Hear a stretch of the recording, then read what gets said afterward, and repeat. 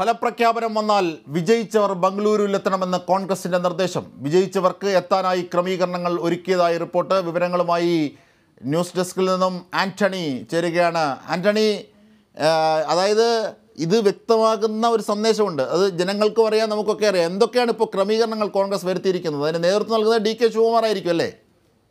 അജിംഷാദ്, ഈ ഫലം വന്ന ആദ്യഘട്ടത്തിൽ തന്നെ കോൺഗ്രസിന്റെ സംസ്ഥാന നേതൃത്വം വിജയിക്കാൻ സാധ്യതയുള്ള എല്ലാവർക്കും നിർദ്ദേശം നൽകിയിരുന്നു.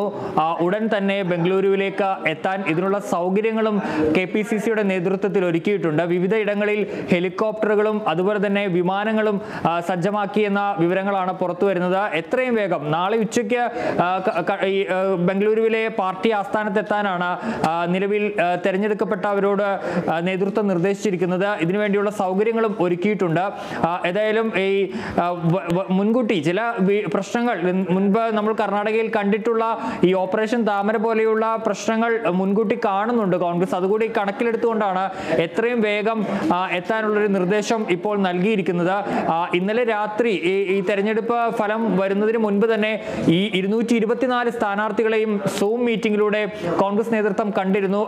ആ യോഗത്തിൽ നേതൃത്വം ഈ അംഗങ്ങളോട് അല്ലെങ്കിൽ സ്ഥാനാർത്ഥികളോട് പറഞ്ഞത് എന്തൊക്കെ സംഭവിച്ചാലും പാർട്ടിക്കൊപ്പം ഉറച്ച് നിൽക്കണമെന്നുള്ളതാണ്. ഇന്നിപ്പോൾ ആ ഫലം വന്ന ഘട്ടത്തിൽ എല്ലാവരെയും ഒരുമിച്ച് തന്നെ കൂട്ടാനുള്ള ഒരു തീരുമാനത്തിലേക്ക് എത്തിയിരിക്കുന്നു. ഒരുപക്ഷെ നാളെ സർക്കാർ രൂപീകരിക്കുന്ന തീരുമാനത്തിലേക്ക് അടക്കം പോകാനുള്ള സാധ്യതയുമുണ്ട്. ഏതായാലും എല്ലാവരോടും എത്രയും വേഗം നാളെ ഉച്ചയ്ക്ക് മുമ്പ് ബംഗളൂരുവിലേക്ക് എത്താനാണ് നിർദ്ദേശം നൽകിയിരിക്കുന്നത്. അതിനായി ഹെലികോപ്റ്ററുകൾ, വിമാനങ്ങൾ, മറ്റ് സൗകര്യങ്ങളൊക്കെ ഒരുക്കിയിട്ടുണ്ട് എന്നാണ് ഇപ്പോൾ ബംഗളൂരുവിൽ നിന്ന് ലഭിക്കുന്ന വിവരം.